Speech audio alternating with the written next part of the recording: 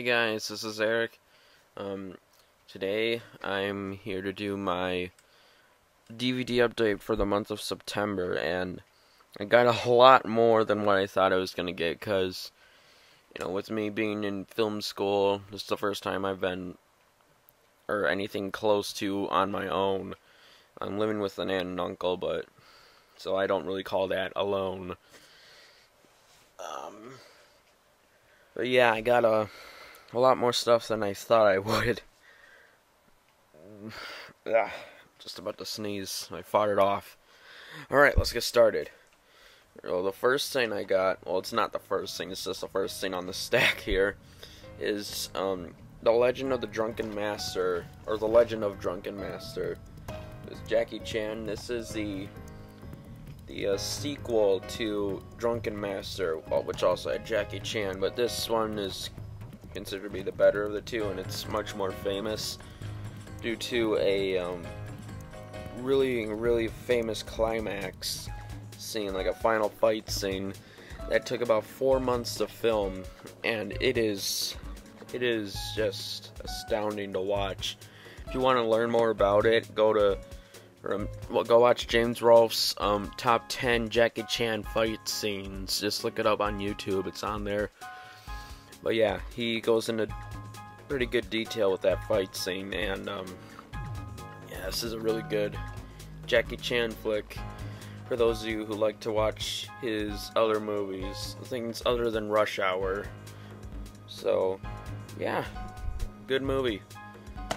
So okay, this is in fact the first thing that I got this month, and it is The Day the Earth Stood Still, the original film here. I had difficulty buying this. I bought this at first from a company that I really have had no problems with until lately, and it's Go Hastings, and they come out of Texas. And Go Hastings, apparently they've been around since 1969. They've been like in the entertainment business, like selling stuff and whatnot, since the 60s. But I'm a frequent buyer from them on Amazon, and I ordered the 2-disc special edition of the original Day the Earth Stood Still, and they sent me the single-disc version of the remake with Keanu Reeves. So I was pretty mad about that. So then I ordered this from a different company, from a different seller. I can't remember who they were, and they sent me the right thing, which I'm glad about, because this is a great movie. And just in case you're wondering my impressions on the remake, it's alright, nothing special. And speaking of classic sci-fi movies, here's another one, War of the Worlds. This is the special collector's edition. I think this might be out of print. I'm probably wrong about that, but it was pretty expensive when I bought it used, and you can get it new on Amazon for $50-something, so it's really confusing right now. But I grabbed a copy before they got any rarer. Sound like a dog. Anyway, yeah, this is the original one from '53. The one that was done in color, produced by George Pal, all that good stuff. So yeah, check this one out. It's pretty good. This one might have to be the best pickup for me. It was the Vincent Price 5-movie box set, the limited series. Now this isn't like his best movies, but they're pretty good. It's got The Raven, Pit and the Pendulum, Madhouse, Tales of Terror, and Mask of the Red Death. Now, most of those movies were directed by Edgar Allan, or they were based on Edgar Allan Poe stories, and they were directed by Roger Corman. The Raven, Pit and the Pendulum, and The Mask of Red Death were all done by Roger Corman. But, I think, yeah, he also did Tales of Terror, which is like an anthology movie based on 3 different Edgar Allan Poe stories. And the gripe I had with this set when I first got it, when I was still living in Gladwin, just look at this box here. It's like uneven. and it wouldn't fit on my DVD shelf.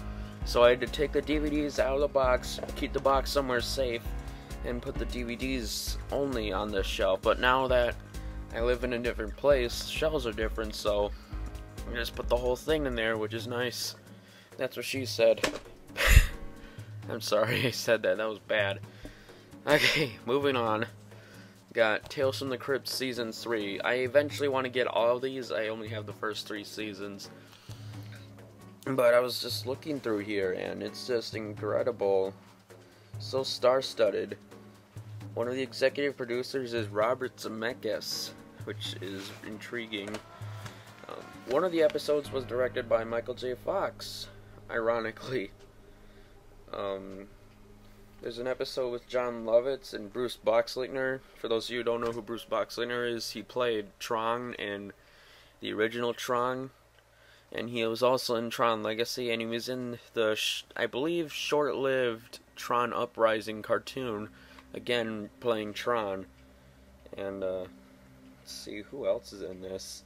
Whoopi Goldberg is in an episode, and the episode that Whoopi Goldberg is in is directed by Tobe Hooper. He did the Texas Chainsaw Massacre and Poltergeist, or those are his 2 masterpieces. Yeah, there's a lot of great talent in here. And the last episode of the season, called Yellow, has Kirk and Eric Douglas, Dan Aykroyd, and was directed by Robert Zemeckis. So that's cool. There's another episode that stars Malcolm McDowell. He played Alex in A Clockwork Orange. Yeah, this is a really good season to get. Or I'm actually not sure, because I want to watch these, but I haven't gotten the chance to yet. So I really want to see these as soon as I can, because it's star-studded. And it's kind of weird that Michael J. Fox directed an episode, because Arnold Schwarzenegger directed an episode on the previous season, so the thing with actors making directorial debuts on Tales from the Crypt is kind of weird. Wow, 7.5 minutes already. I gotta hurry. Okay, Evil Ed. This is a Swedish movie about an editor who's promoted to the slasher film department, whatever that means. And he basically goes insane from editing all this traumatizing crap. And it's alright. If you're looking to watch a bad movie, this is a really good one to pick, because it's not that bad, you know. But it's out of print and pretty rare, so it's about $20, I would say, for a used copy. And it's one of those DVDs with the little, they're like cardboard cases. I freaking hate these things because they stick out on my DVD shelf. And you can tell that this is old because it has this kind of packaging. So yeah, cool movie, bad packaging, and out of print. So buy it before there's no more copies left. This is one I unexpectedly got from my mother. Cabin in the Woods. You know, I heard this is really good. I've always wanted to take a look at it, but I haven't gotten the chance even after I received it in the mail. But yeah, I haven't heard much bad about it. Usually about horror movies you hear really bad things about them, but Cabin in the Woods is an exception. Here's another Vincent Price movie, The Tingler. The Tingler is about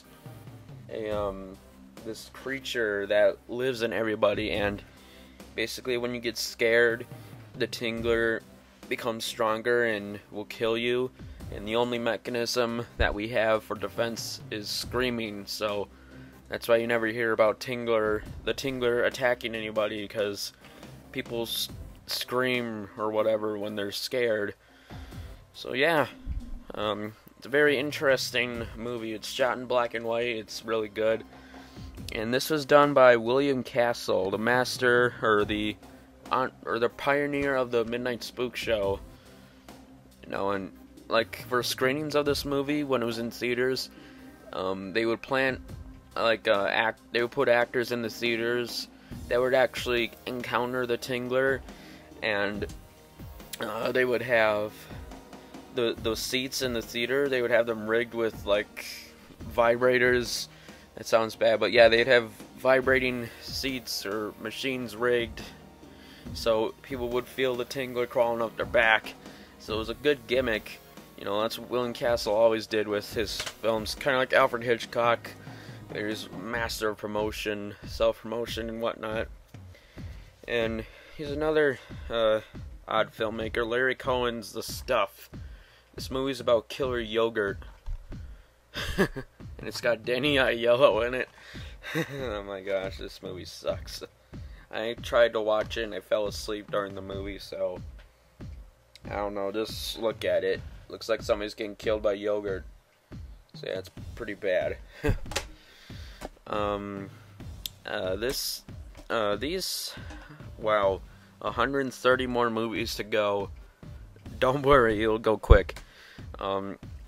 These first ones that I got are, I got these about a week ago, I would say. This first one is the Children of the Corn collection. This has Children of the Corn 2 through 7. I have the first one, so now I have all the Children of the Corns except for Revelation. Or no, except for Children of the Corn Genesis, which came out last year. Very quiet release, by the way. Stay tuned for a review. Ah, shameless plug. But yeah, this was cheap. It was like $8 for the 6 movies, and I'm sure they're in crappy quality, like reduced resolution to fit more stuff on the DVD. But you know, it was cheap as crap, and I never really planned on having them all, but now I do, or I have almost all of them. And Pacific Entertainment is another one of those companies, like Echo Bridge, that buy the rights to crappy horror movies and release them on cheap multi-movie packs. And Pacific Entertainment, I got 3 of these 8 movie packs, so that's 24 movies on 3 discs, or 3 DVDs.